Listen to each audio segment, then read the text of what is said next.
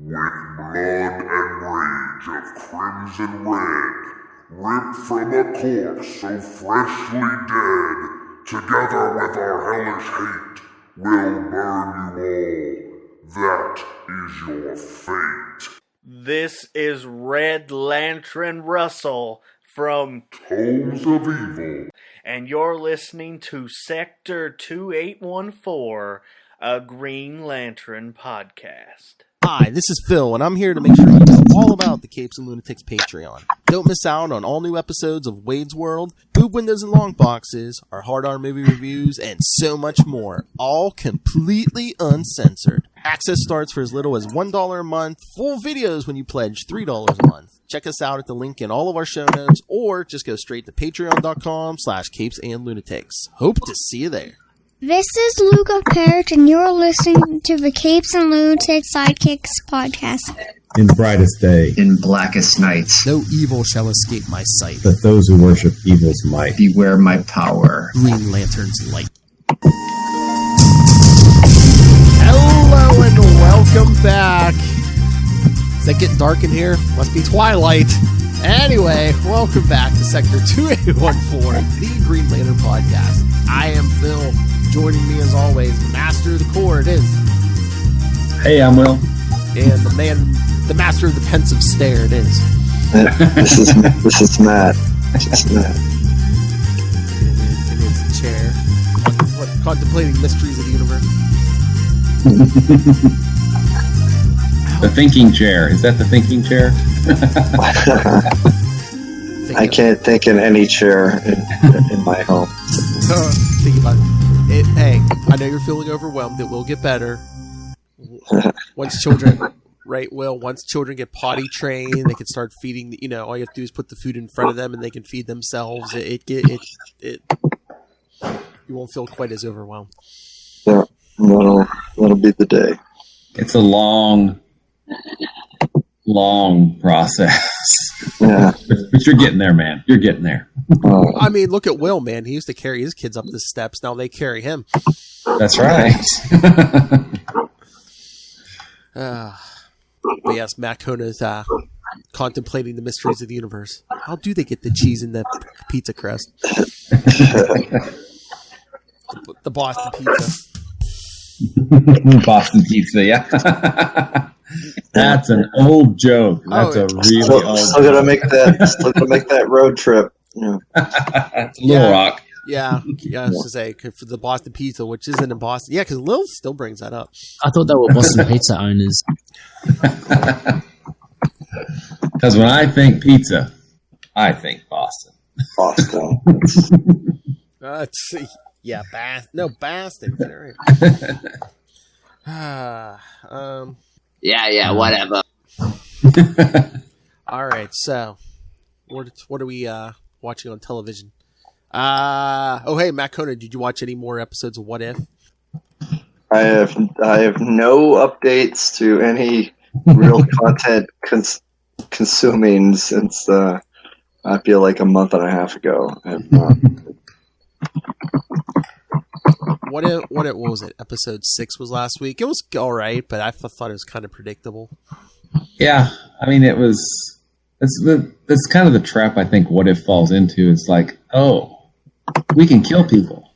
So you know what? We're going to kill a lot of people. Oh, that was the funniest thing online. They're like, in at least half of the episodes so far, at least 3 of the 6, they've killed Tony Stark. So they're just like, yeah. Oh, really? They just love killing Tony Stark. Yeah. That's funny. But no, yeah, last week was What If Killmonger saved Tony Stark, at the beginning of Iron Man 1, when he was getting attacked in Afghanistan. Yeah. And everything that he did, everything Killmonger did, I'm like, oh yeah, I saw that coming. Yeah, I saw that coming. Yeah, pretty much. Yeah. It was by far, by pretty wide margin, I think, the weakest episode of the series. So well, that's what I said. I felt that way too, just because it was so predictable. Yeah. Mm-hmm. I mean, I get what they were doing in the zombie episode because it's a zombie episode, so yeah, people are probably gonna die. I mean, come on, come on. The last shot of the episode, come on, that was worth it. Come on. It was kind of cool. Zombie, you know who? Yeah, come on. Yeah. We won't ruin that for you, Matt. Okay, thank you. Oh no, everyone, the internet was all getting hysterical about the zombie episode because it was actually the first time in the MCU Peter mentioned Uncle Ben. Oh, really? Oh, I have a question for you, Phil. Yes. Did I ask you this last week, or had you not picked it up yet? Green Lantern number 6. I did. Yeah, I did pick it up because I remember that's when it came out with the annual, right? Yeah, I mean it was good. Yeah. Yeah, it was okay. Good. Awesome. Yeah, but like I said, you'll like the annual because Hal Jordan's in it. So. Yeah. Not that you like every story with Hal Jordan, but we'll get there in a couple minutes. Yeah. That is true. Yeah, we'll get to that. Oh, but you guys haven't seen? Have either of you seen Shang-Chi yet? Not yet. I guess they announced today it's going to hit Disney Plus on I think it's November 12th. I'm behind on the Marvel movies. Still need to see Black Widow as well. Well, Black Widow came out on Blu-ray already, so it should be on. I'm thinking it should be on Disney Plus for free. I'll have to check. We just need to sit down and watch it. Yeah, I would. Yeah, I didn't go and check, but hold on, I can do that now. But I'm pretty sure that's going to be up there since it came out on Blu-ray and everything. Eternals comes out first week of November. Oh, no, Venom comes out first weekend of October. Oh. Oh, that's around the corner. Yep. October 1st. Yep. That's like 2 weeks away. Yeah. 1.5. Yeah, not this weekend coming up, but the weekend after. Yeah. Yeah. Black Widow's on Disney. Wait. Is it? Oh no! Wait a minute. No, October 6th. Black Widow comes through. Oh, okay. Cool. Saying, but yeah. So right after Venom comes to theaters. I don't know, man. Woody Harrelson is Carnage, man. That's either going to be awesomeness or I don't know. There's really no middle ground on that, is there? It's either going to be awesome or just not. It's going to be awesome or. It's funny. I'm looking at Disney Plus too, and you can't even watch it for $30 or something. It's just. Like I said, I wonder if that has to do with the lawsuit stuff. I wonder, yeah, it's out on Blu-ray now, so I thought it would be out on Disney Plus the same day as Blu-ray, but I guess not. Unless they're waiting to see and let them make some Blu-ray money or something. I don't know. Yeah, they maybe want to do that and then finally release it on Disney Plus.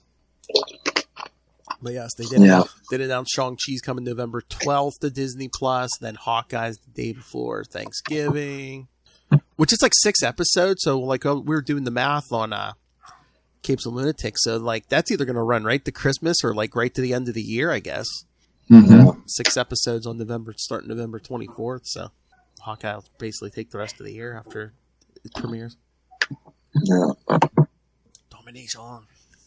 Spider-Man comes out the week before Christmas, and then this is a DC podcast. I believe The Batman comes on March 4th. Oh, Robert Pattinson's Batman. Yeah, first week of March, yeah. I'm kind of interested to see that. I know, I'm holding out hopes.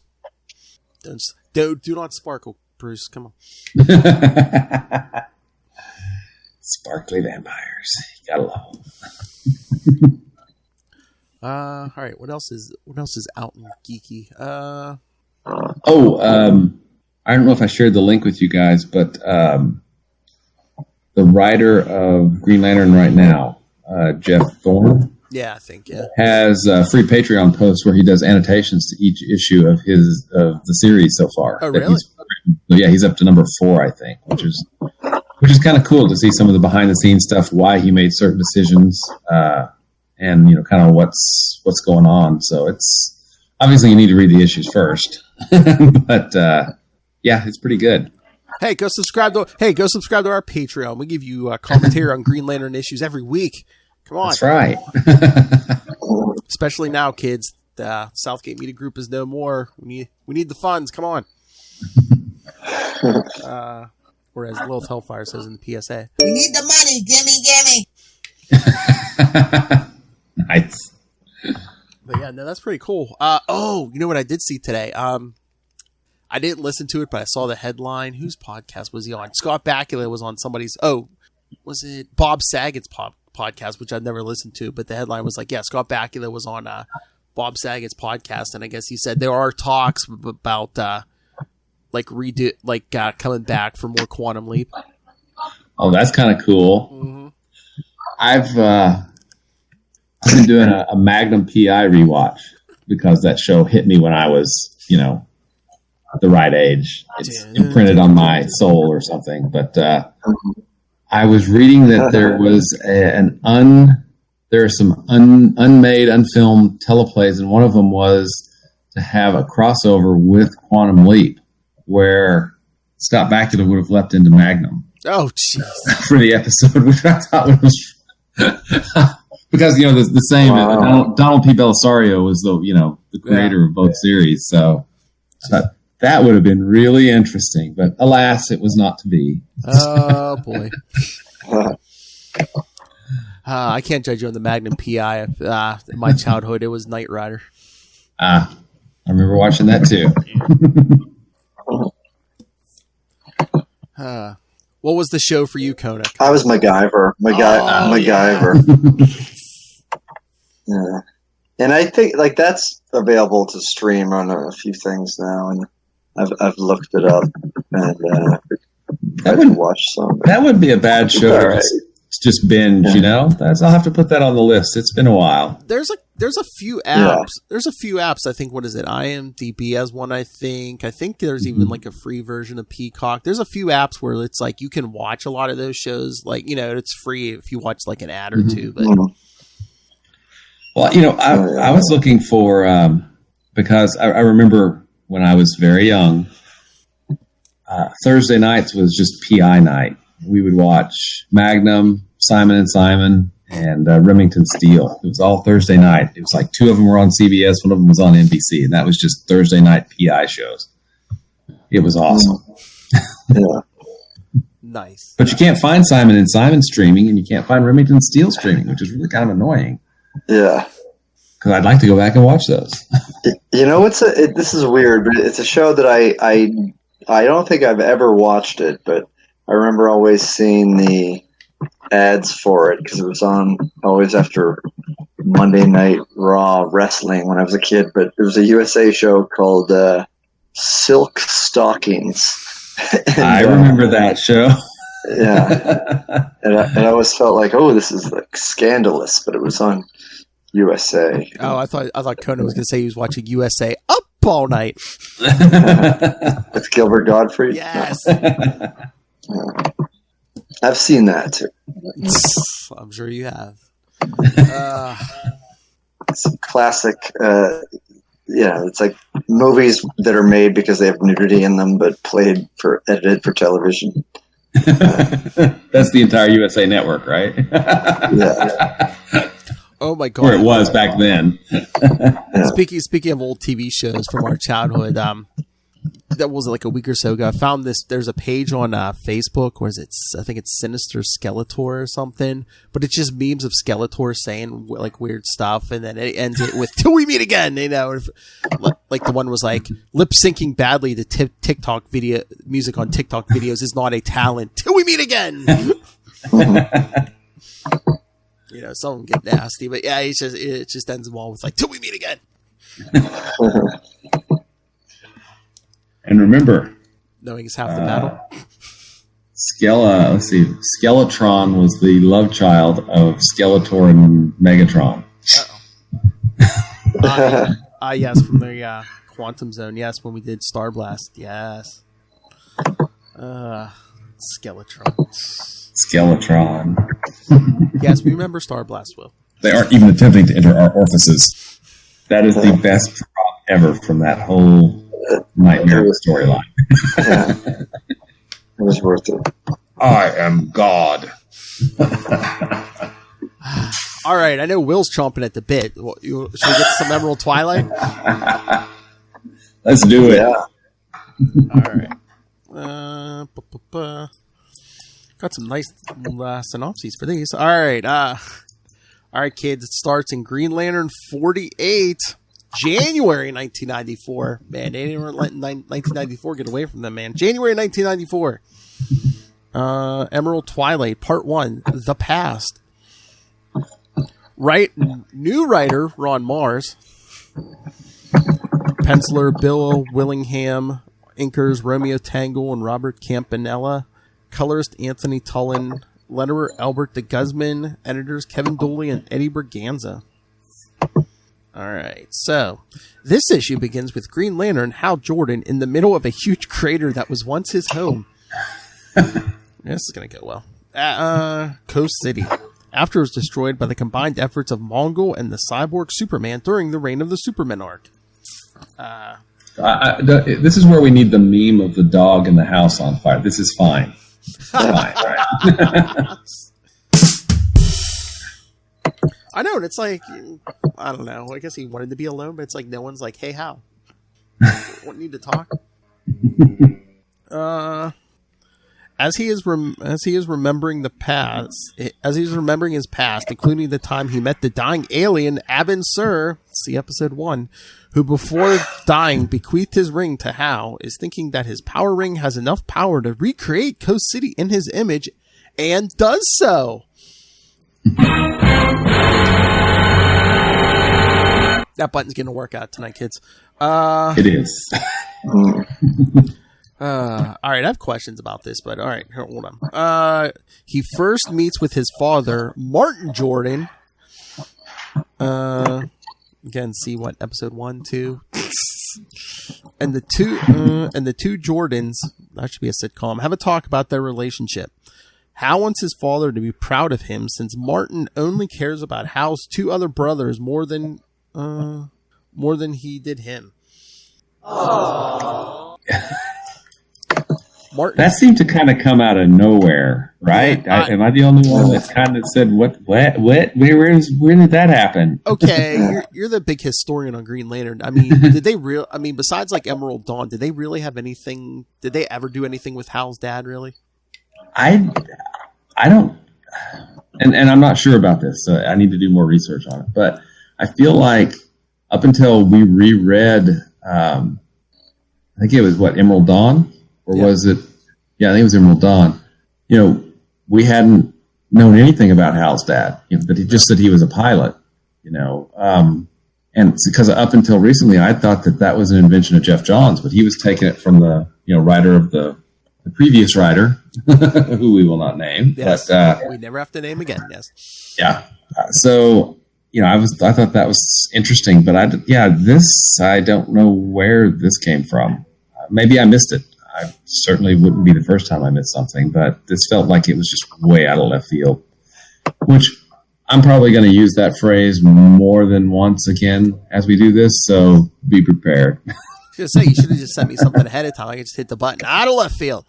Out of left field. Button.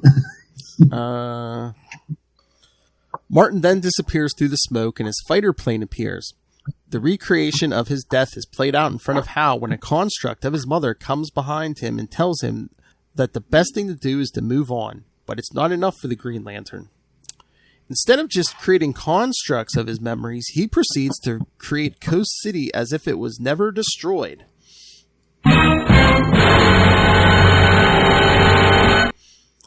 Hal then finds a girl named Jennifer, his childhood sweetheart before Carol. As they are walking back to Hal's house, they reminisce about the times when they were together and how the biggest mistake Hal made was leaving her. Okay, did anyone else find it creepy? Once again, his problem with teenage girls, Hal telling a 16-year-old girl, oh yeah, I should never have broken up. I know he was 16 when he dated her, but this is all creation of his ring. Couldn't he, have aged her up? This is all very, very strange. I mean, I feel like Ron Mars did the best he could with what he was given to do, but it's not awesome. With the bag he was handed. Yes. With the flaming bag he was handed.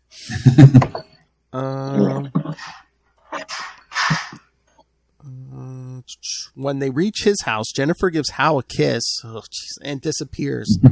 Hal then goes inside and finds his father sitting at the dinner table. It's a hard day. It's a hard day at the plane crash, son. As he's about to tell Hal that he's proud of him, the ring's power dies out and the construct of Coast City fades away, and Hal is back in the crater. Then an image of one of the Guardians of the Universe appears and tells him that by creating a construct of Coast City, he has violated one of the most sacred laws of the Green Lantern Corps, to never use the ring for personal gain. Okay, so, literally, if he builds it, they will come. Yeah. Yeah.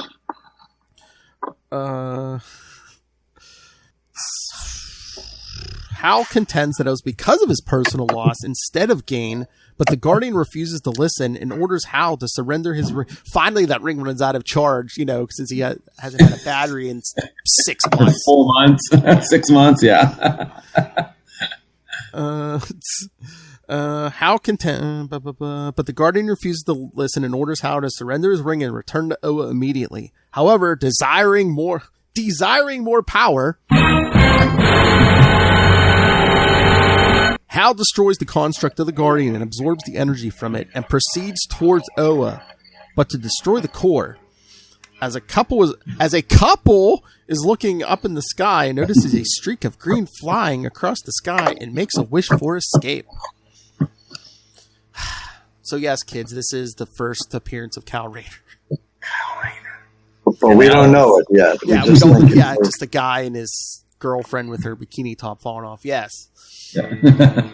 Okay, maybe you want to be romantic and go to the beach at night, but I'm like, would you really? I mean, how close do we think they are to that crater where like millions of people just got killed? And, it's strange that Coast City had such an impact on only one person. Only one person in the entire DC universe.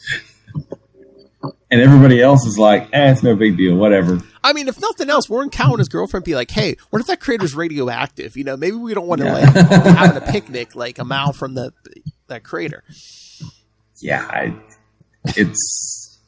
And again, I guess everyone knows how Coast City was destroyed, but like you said, nobody cares. It's just like, oh, okay, it's gone. And again, I get like millions of people were killed, but why is this choking Hal up so much? Carol wasn't there. Yeah. Tom wasn't there. Everybody that he cared about was not there. His parents were already dead. His brothers, as we already saw, live up north.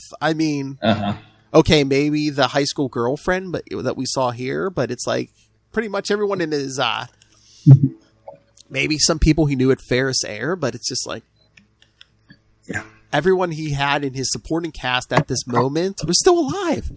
Yeah. It was like, I know, I've been beating this drum for 27 years. Yes, I know. Okay, and here's my other question. The whole constructs, especially like his parents and like the high school girlfriend.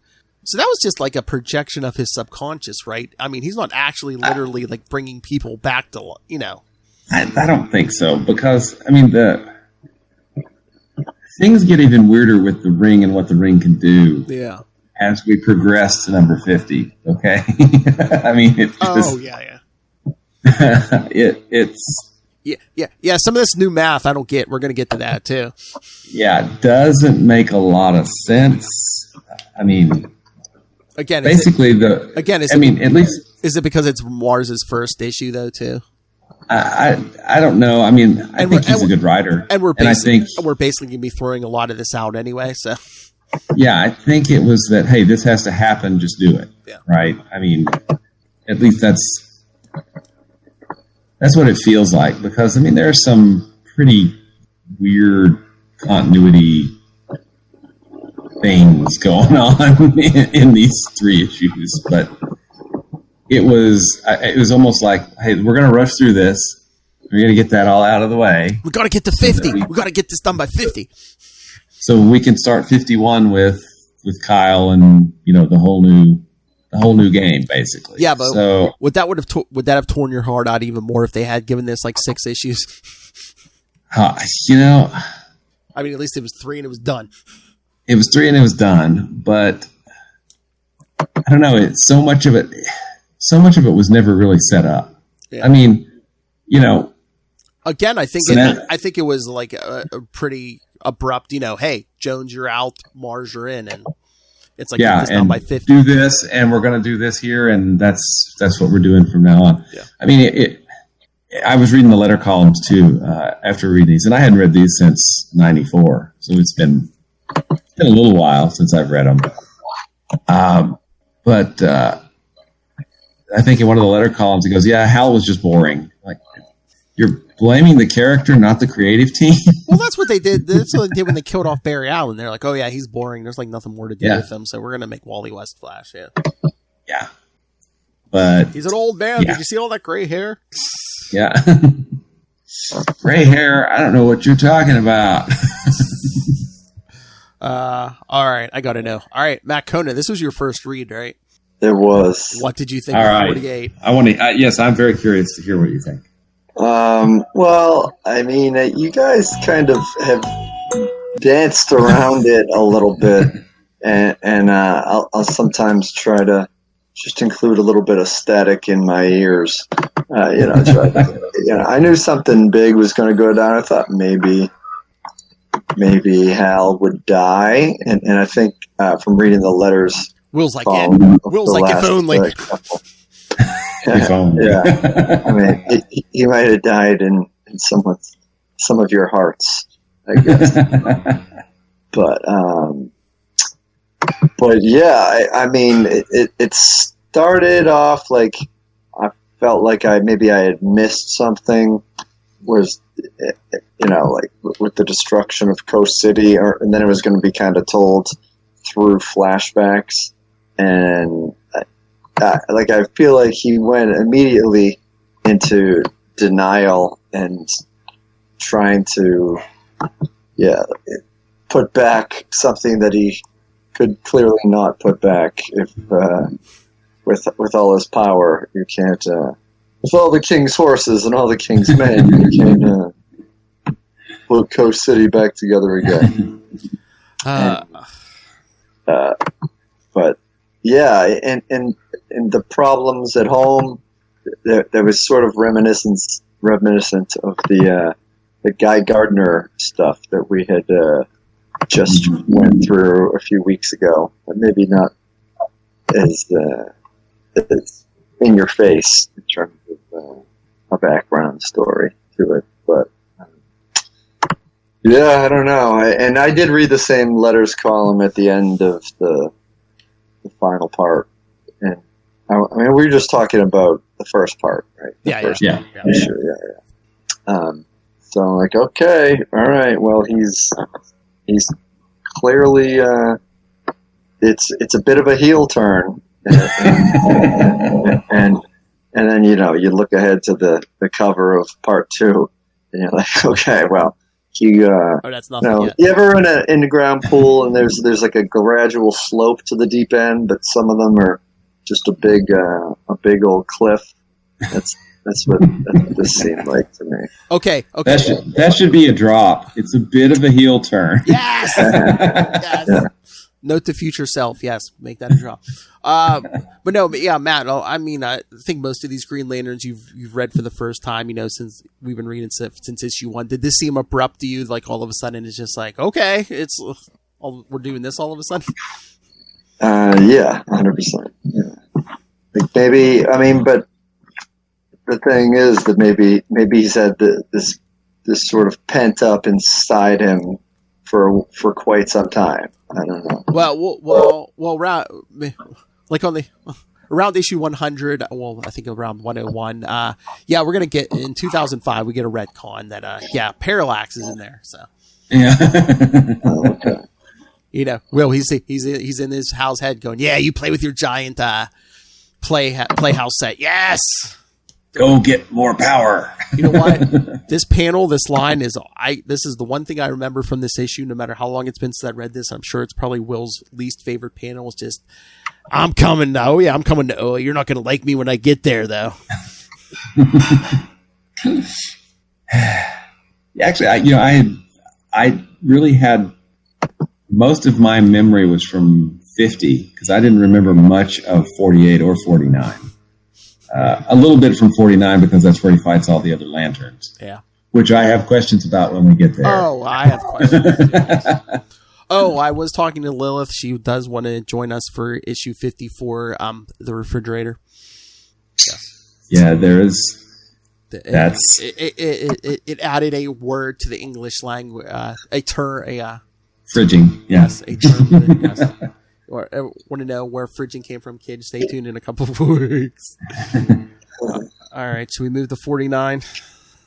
Sounds good to me. Get to this new math here. Yeah, because it doesn't. All right, so Green Lantern, Volume 3, number 49 from February 94. Emerald Twilight, Part 2, The Present. Nobody opened that. Writer, Ron Mars. Penciler, Fred Haynes. So we're kind of getting different artists each time. So was this a rush job or? I mean, they took a month off between 47 and 48. Unless they were. Bill Willingham's a good artist. I mean, the art in 48 was. Oh, I love it. Oh, that was great. Looked great. Yeah.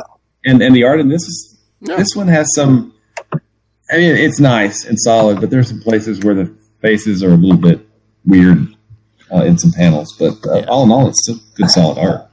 Yeah, it's good art, but it seems like his face starts off like he just got madder and madder for the entire trip, and you're like, oh, okay, this is the different Hal. This is Hal from Hell Hal.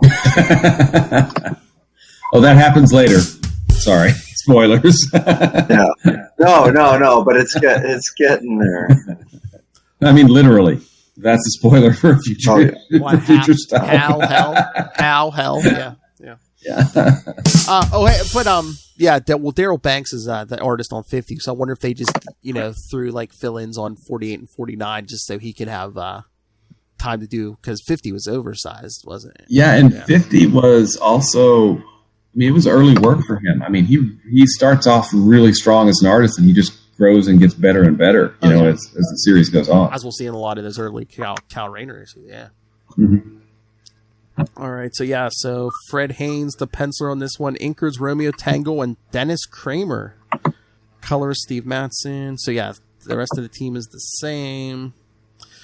All right, get your tissues ready, Will. As the Green Lantern of Earth, Hal Jordan proceeds to Oa after the events of last issue. The Guardians of the Universe send a number of Green Lanterns in Hal's path to try and stop him. The first in line are Kihon of Varva and Lyra of Jade.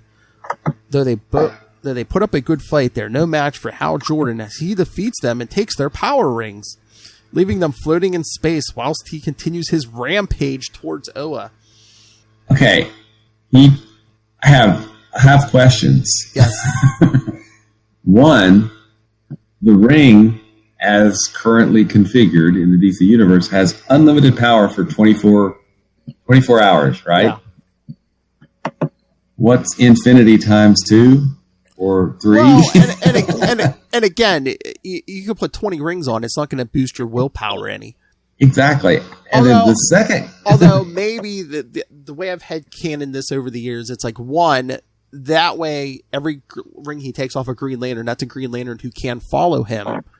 Uh-huh. And 2, maybe someone just charged their ring, so if his runs out, he has another ring with a full charge, or, at least a more time on it.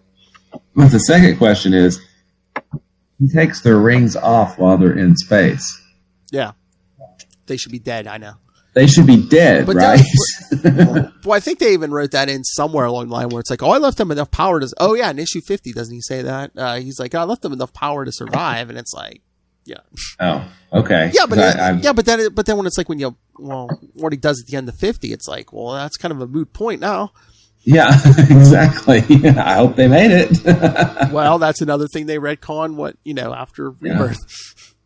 Well, and that even if he does destroy the central power battery, they're still going to have charge to the rings. They're still going to have, it's just that their battery won't get any more charges. So they have until their ring runs out, right? So theoretically, he didn't strand anybody. Theoretically, there's so many plot holes in this 3-part Swiss cheese. There's a few. As they watch Hal's approach, the Guardians see that he is more resourceful than they had thought, but they are not worried as they have others to stop him. Okay. Yeah. That worked out really well. The next Green Lantern to oppose Hal is Tomar 2, who proceeds to create a construct of a parasite from his world whose grip is virtually unbreakable. However, it doesn't stop the Mad Lantern as he cuts free of the construct and blasts Tomar into an asteroid. Okay, here's the best part of the issue. Just as he's about to finish Tomar off, Jack T. Chance arrives and attacks Hal from behind.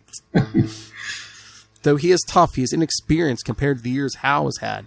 He knocks Jack out and proceeds not only to continue his path towards Oa, but to steal the rings of Tomar 2 and Jack T. Chance. I love that one. He's like, how long have you been a Green Lantern? 5 minutes? He's like, whack. Using a gun. You're going to use a gun. Come on, kid. The next Lanterns to try and stop Hal are General Creon and Hanu. Both put up a fight, but are swiftly dispatched by Hal, who takes both their rings, just as Graf Torin arrives and is punched out by Hal, who takes his ring as well. Then it is the turn of the Green Lantern Boudica. Lobo Squeeze. Who was brought into the Corps by Hal. Mm-hmm. The fight between these two Lanterns is fierce, as even though Boudica is losing, she is determined to prevent Hal from taking her ring. Recognizing her strong resolve, Hal cuts off Boudica's right hand, taking her ring and leaves her in space. He gives her a hand. She gives him a hand to Oa. Point me in the direction of Oa. Oh, it's that way. Sorry. Just as he arrives on Oa, where he faces the most important Lantern of his life, Kilowog.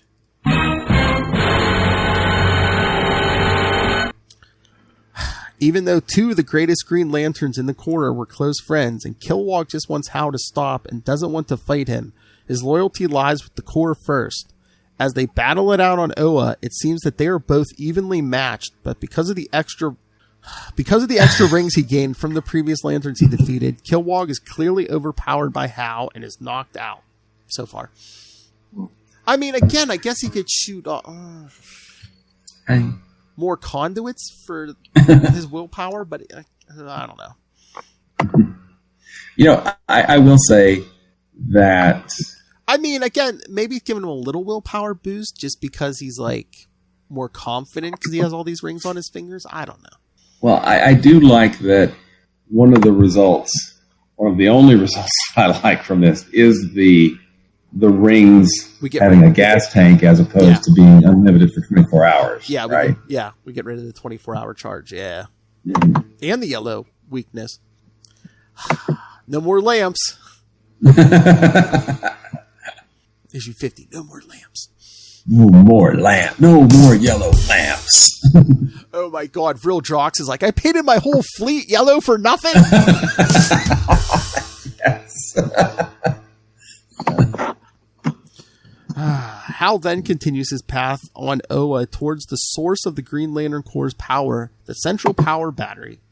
As he reaches the batteries, the Guardians try one last effort to get Hal to stop his rampage against the Corps, but Hal was unwilling to listen, let alone surrender.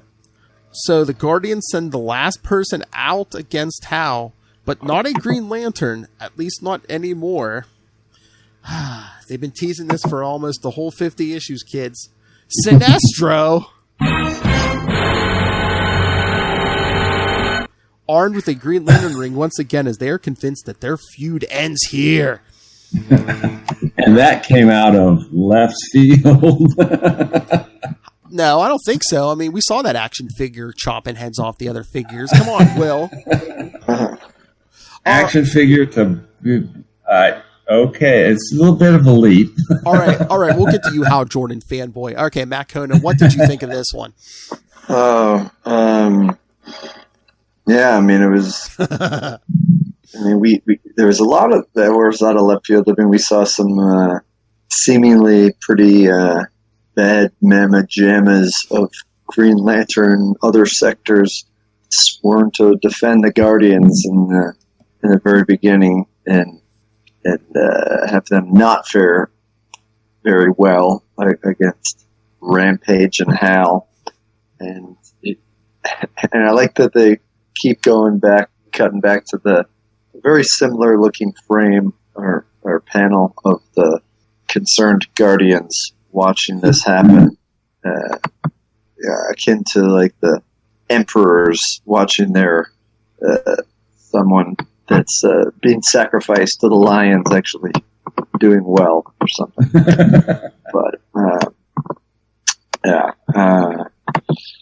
But did not see the Sinestro coming. I mean, in hindsight, I mean, I've seen him in Green Lantern uniforms and everything, but yeah. I mean, he's I don't know. I mean, he's been quote unquote dead for a while. So yeah, that was really out of left field. All right, William, go ahead. Let her rip.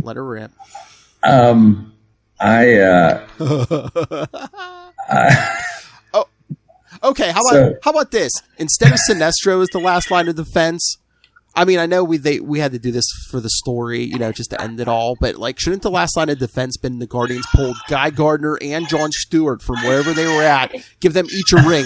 The two of them are standing there waiting for Hal. I mean, Guy almost beat him before. John Stewart has beaten him before. The two of them couldn't have taken Hal down. Well, and you make an interesting point about John. Yeah, John's a Guardian, isn't he? Yeah, I mean, where's John? Yeah, he's a Guardian. You bring Guy in with a yellow ring. I mean, I haven't read him ever. Well, I'm going to read him soon, but I guess he's in Dark Stars. I don't know what his status quo is. I mean, we've already forgotten the Guardian stuff, right? So this is a plastic replica of Owen technology, right? They made the ring. They made the AI that's in the ring, and looks like they would just say, ring number 2814, shut down. Okay, problem solved. Can we move on to the next thing? What we got going on today? Oh, we got to save, a galaxy or something. Well, we'll get to that more in 50 too, but you got a point. It's like, hey, how about every ring? Shut down everything but life support. Yeah. And aren't the Guardians kind of the conduit of this power? Which, at this point, it's the green power. We don't know what it is. It gets even worse at the end of 50. I'll point that out. But yeah, Sinestro, again. But John and Guy Gardner, give Guy Gardner a ring back and say, hey, stop Hal Jordan. You can come back to the core. You can have Earth, because Hal Jordan's going to be kicked out of the core. So Guy Gardner, you could be the Green Lantern of Earth. Again.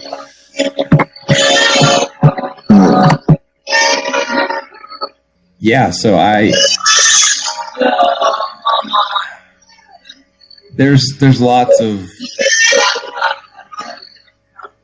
the art was nice. It was pretty. It was pretty mess. And the writing for what happened, it's not bad. It's just that overall the plot that was determined is less than awesome. It's just, again, we're knocking everything down. We're just going to go with one guy with one ring after this, and it's like, so we're just throwing everything in the wood chipper that is Hal Jordan. Yeah, pretty much. And including his character. Yeah, there's just so many things, and then I mean, honestly, it escalates. The problems kind of escalate as we get to 50, right? Oh, yeah. Because there's, at this point,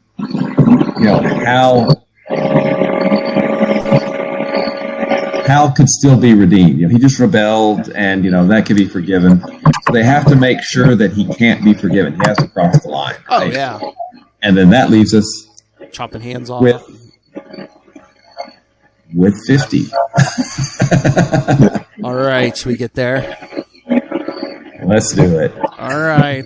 Emerald Green Lantern number 50, March 94. As the cover says, it all ends here. Emerald Twilight Part 3, The Future. Writer Ron Mars. Penciler, our regular penciler going forward, Daryl Banks. Inker Romeo Tangle. Colorist Steve Matson. Letterer Albert de Guzman. Editor Kevin Dooley and Eddie Berganza. All right. Let's cue the Will crying. Continuing from last issue, as Hal's rampage brings him to Oa with the rings of several Green Lanterns who are sent by the Guardians to stop him, including Kilowog. Wait, he's not wearing Kilowog's finger, is he?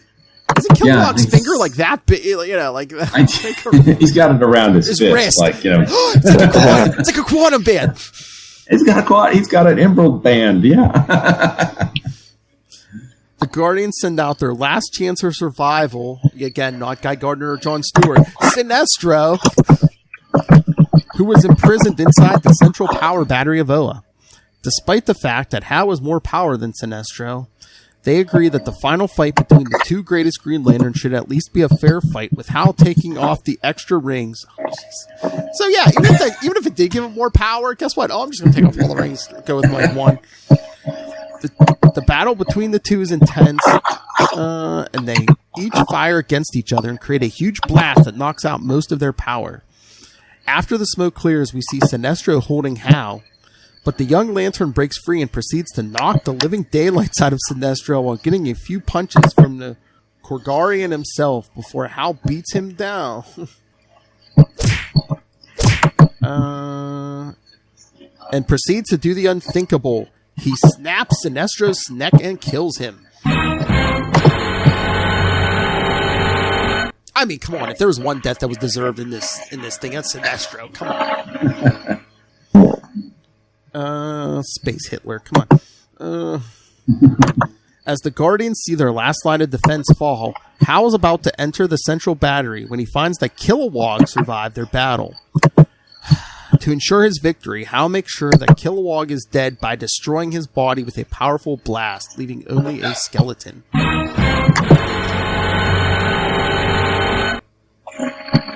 No kill. What? No kill. They cannot kill. Yeah, but didn't it say program? Yeah, but didn't Hal take it? Did Hal take his ring? Or wait. Did he have? He was wearing his ring. Okay. I mean, the rings will not kill. They're programmed to not kill. So how? He'll get reincarnated in about 10 years. Don't worry, Will. Yeah, it's okay. Now that Hal has crossed the line... Okay, here's my big problem. Now that Hal has crossed the line, he throws his ring away as he confronts the Guardians over what happened recently. So he throws away... He's wearing no ring! The Guardians still can't stop him. He's wearing 0 rings. They have no power. Again. Sorry, I'm crying. One blast. It's like, boom. It's nothing. Oh, okay. Bubble him up. Problem solved. Anything. Kick him in the shin. I don't care. They're just like, I guess he won. Yeah. Who do you think they are? The Watchers? They're like, we can't do that. That's totally the opposite of what they do. Everything they have for millions of years. Hal reveals that it is too late for the Guardians and himself to stop what is about to happen as he leaves the Guardians and goes right into the central power battery, which he loves to do. Remember Emerald Dawn?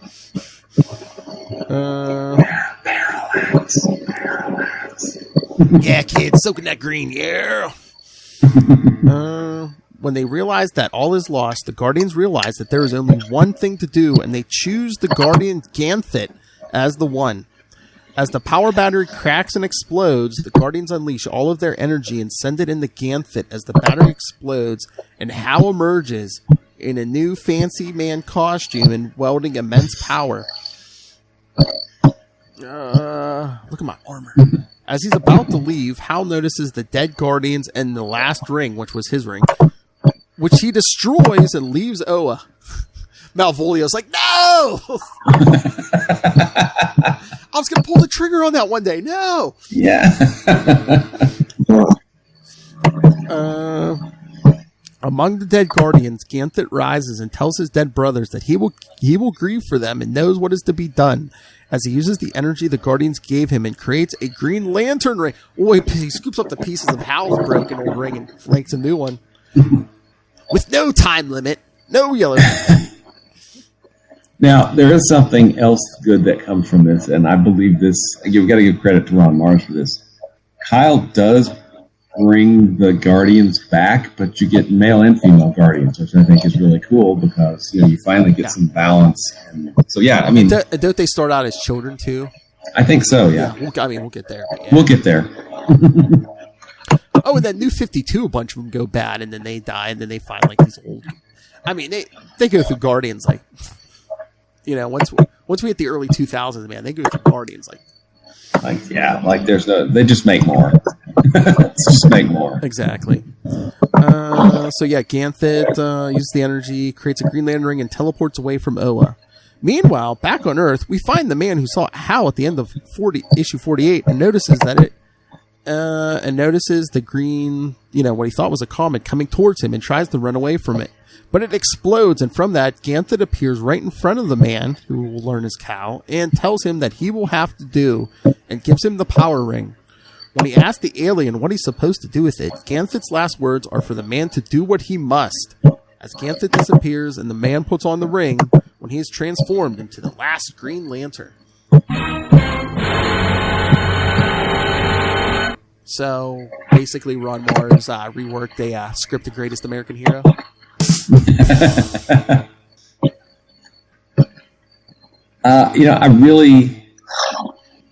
There are some really good callbacks to this story in particular, and even this scene with Kyle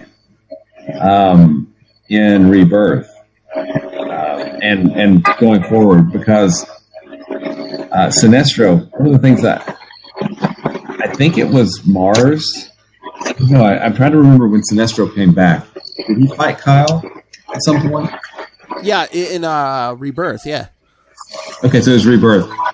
Sinestro really hates Kyle because he doesn't feel like he was ever worthy to be a Green Lantern, so he calls him like an alley rat or something. Yeah, because of this scene, yeah. And, Kyle, I like the... because it would have been easy for John to just completely discount Kyle, but he actually treated him with the kind of the respect I feel like he deserves. He was the torchbearer for a long time when there were no Guardians, there were no other Green Lanterns, there was nothing but him. And I'll mention this retcon because it's over a year until we'll get the Rebirth. But the Sinestro killed in this issue was what they retconned it. It's a clone or something, and the real Sinestro is still out there. But he doesn't strike until Hal Jordan comes back. So he's gonna bide his time. He's gonna wait the next 10 years. Yes. Retcons. Okay, you know what? I have 48, 49, and 50 in like a little like collection. They did like a soft cover, like 3-issue collection I have. So I don't have like the actual issue 50. Do you have the actual issue 50, Will? I've got it around here somewhere. Did you get the glow in the dark cover? Because I guess they must have did a glow in the dark cover for 50. Of course, because I'm a sucker. Yeah. The 90s, man. Glow in the dark covers that Ghost Rider. Yeah. I mean, did you have a choice? I guess there were. There was a newsstand. Yeah, there was a newsstand version. I think regular newsstand, probably. Yeah. I think they did that with something. Yeah. All right, Matt. Now that it's all done, take us home, man. What do you think? You've now read. Oh boy, a lot of Green Lantern. Yeah. The rise and fall of Hal Jordan. Yeah, what a fall. Jeez. I didn't see the Kilowog part coming. Oh yeah. Didn't really see the Sinestro part coming either, to be honest with you. I thought maybe he would defeat him. I'm still not 100% clear. I mean, I guess it was controversial for the Guardians to choose him before we knew who it was, when they were kind of going about deciding what to throw at him next, what would be their final obstacle or something, if you will. But yeah, just the disintegrating Kilowog like that was wow. That's a close ally. He's been a constant in the Green Lantern magazine. And Kilowog is also the last survivor of his entire planet and race. Oh, I know. Yeah. yeah. So not only did he kill his friend, man, he made our alien race go extinct. Yeah, I was gonna say from an endangered species to off the list.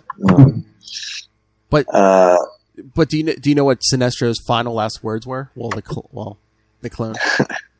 Oh, I do not. Oh, snap!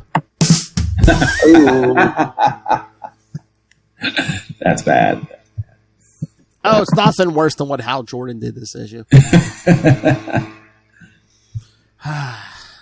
We've been teasing it basically since episode 1. So yeah, Will, any emotional baggage you have to get out of it? Any more emotional? No, baggage? I mean I definitely didn't enjoy it at the time, and seeing it now for what it was, it's nothing against the craft of the people who put it together. It's just, I think it was very editorial driven. It's like, we need Hal Jordan out. We need to do, these things have to happen. The core, make them happen. Yeah, the Green Lantern core has to go away. We want to start with one guy, one ring. No baggage, no history, nothing. And that was, all that history, all that, the core, this grand tradition, that was some really cool stuff that there wasn't really anything else like it in any other comics. It was, starting from scratch, yeah. So it was kind of, sad to see that go. But, to his credit, Mars started, kind of a slow drip of a lot of the history of the Corps, even some previous, Green Lanterns, would show up in the book occasionally. Guy Gardner would show up. Yeah. And, ultimately, we get New Guardians, in the 170s or 160s. Yeah. And ultimately we get, Green Lantern Rebirth, which was, all of this and then all of, Kyle's run, Yeah, we'll get. I think build toward that. Yeah, it goes like 183 or 184. Yeah, then we get the Rebirth. Yeah. Mm-hmm. Yeah, I'm trying to think of an analogy to give the Kona for this. It's like, I mean, I guess, what if we had if you killed off Wendell Vaughn, Eon, Epoch, everything's gone, and you just handed a set of quantum bands just to some random guy and be like, okay, hey, here you go. No. Don't put them on because you're not worthy. So, or just I guess you'll have to do. Yeah, I mean, no mission statement, no nothing. Just hey, here you go. Good luck. Bye. Yeah, it was. I mean, obviously, it was controversial back then, and a lot of fans did not like it. But I mean, I think it accomplished what it set out to. I mean, exactly. I know for me, I was in and out on Green Lantern, but once Cal came in, I started collecting monthly. Well, and I kept reading it because I'm like, okay, they're going to bring Hal back.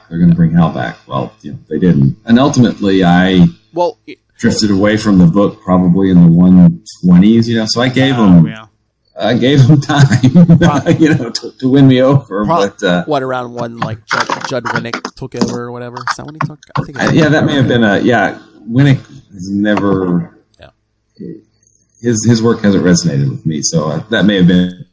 And when I kind of jumped off is when he came on. We'll see what you think. But what was I going to say? Damn, lost my train of thought. Any final thoughts on this, Matthew Kona? No, I mean I'm still a little shaken. Not stirred. Not stirred. Yeah, I mean, I didn't know, obviously, in hindsight. I've heard the word Kyle Rayner around and everything, but I didn't know he was the guy getting sexy with the lady at the picnic earlier. 48. Yeah. Foreshadowing. Yeah. But we'll see. Well, I mean, it was very abrupt when he just gets his ring and he's just like, oh, well, all right, well, the strange blue man gave me a ring, so I'll put it on.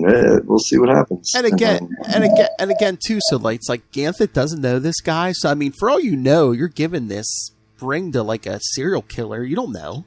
I think that's been slightly retconned a little bit, and Ganthet kind of knows that Kyle is up for the job. So that's why he gives it to him. Well, years down the road too, don't they retcon it where like don't they show like Ganthet went to Guy Gardner first and offered him the ring, and it's like, here, you want to be the last Green Lantern? And the guy was like, no.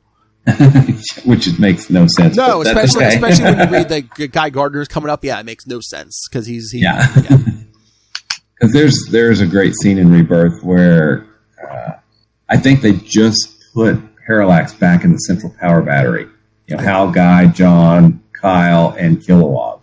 And, you know, Guy basically goes, kisses the ring, and like, that's the way the Lanterns do it, because that's his whole identity. Talk about retcons cleaning stuff up, man. They pull that alien DNA out of him. They slap a ring back on Guy Gardner. He's like, yeah.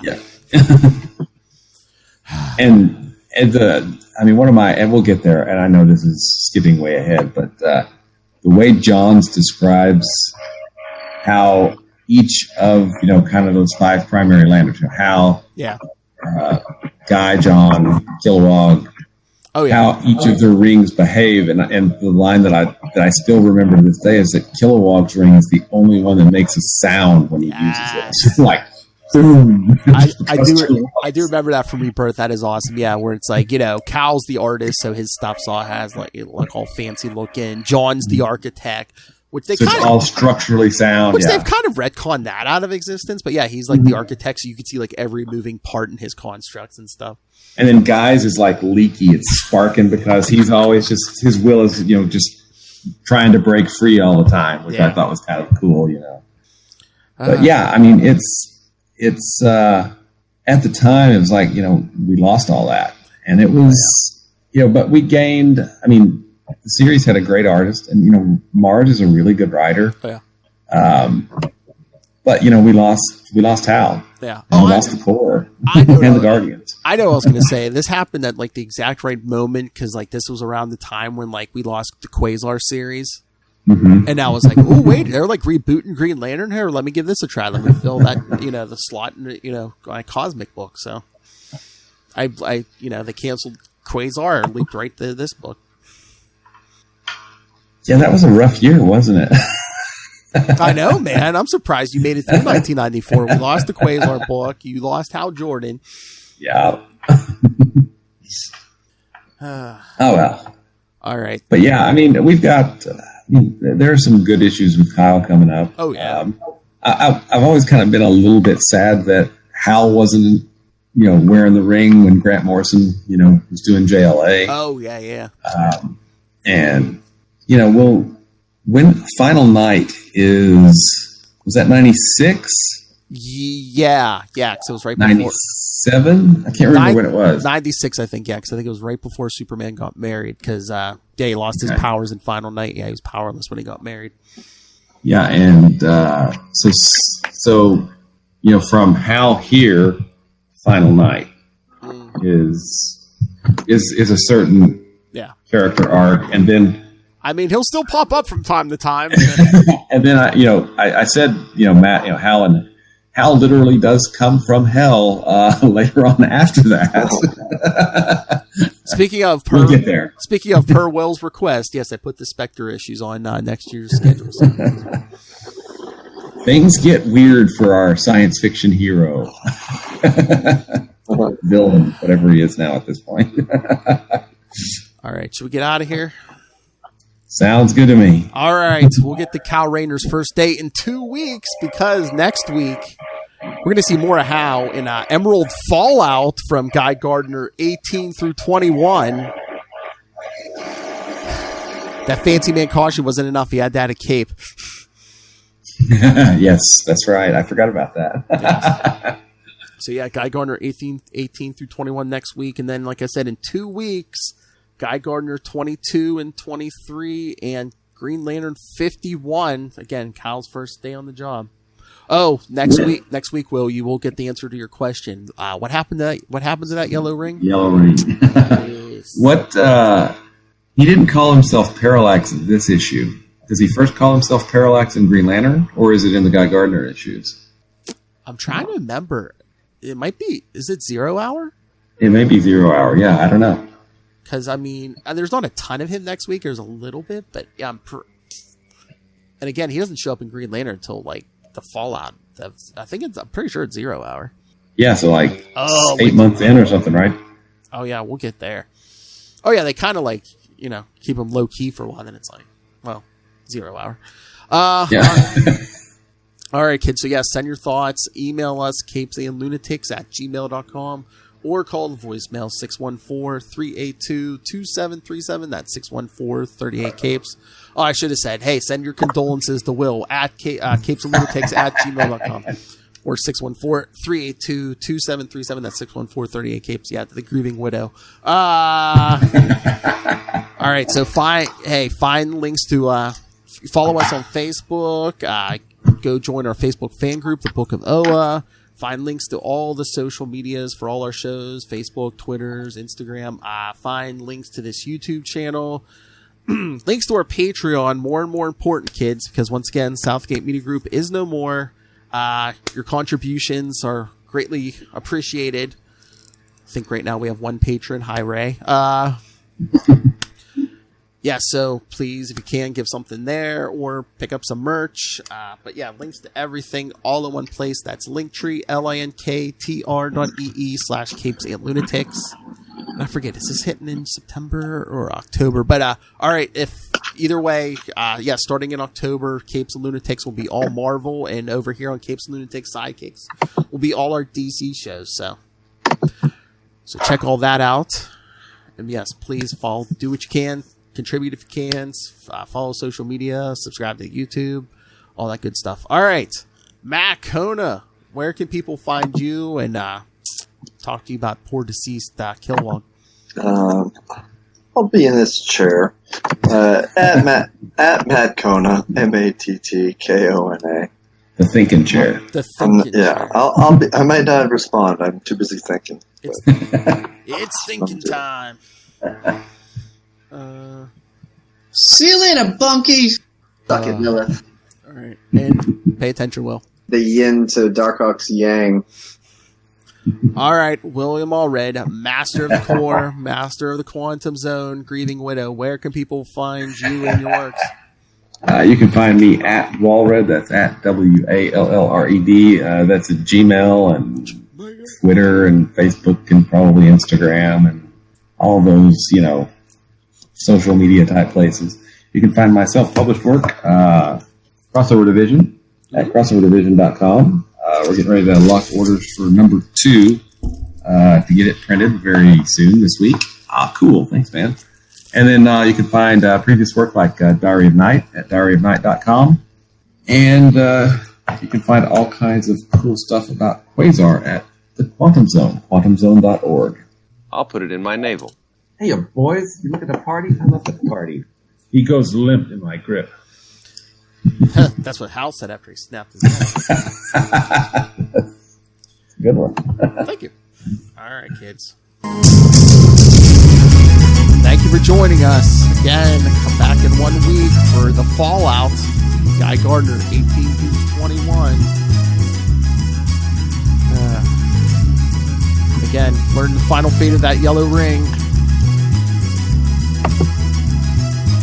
See more Hal Jordan. Hal Jordan Will doesn't want you to see. And then in 2 weeks, Guy Gardner 22 and 23 is on a quest for something. And Green Lantern 51.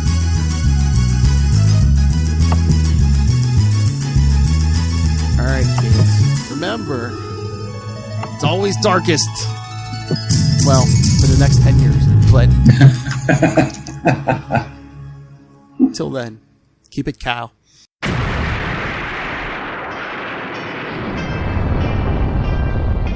I am Connor from the House of L. And I am Ray from the House of Zod. We are two of the many, many survivors of Krypton's destruction, and we have made our home in Australia, and dare I say, have become Australians, for better or worse. But we have also decided to read Superman comics, read Superman books, watch Superman shows, cartoons, movies, basically everything Superman, and from an Australian perspective as well. Whether you're a seasoned fan, like me, or whether you are coming in fresh, wide-eyed and wanting to learn more like me, then this podcast is for you. Join us for our bi-weekly adventures available on all good podcast catchers. So just search for Last Sons of Krypton, a Superman podcast. We'll be coming to you from Australia or some cosmic dimension, wherever we are that week. Up, and away.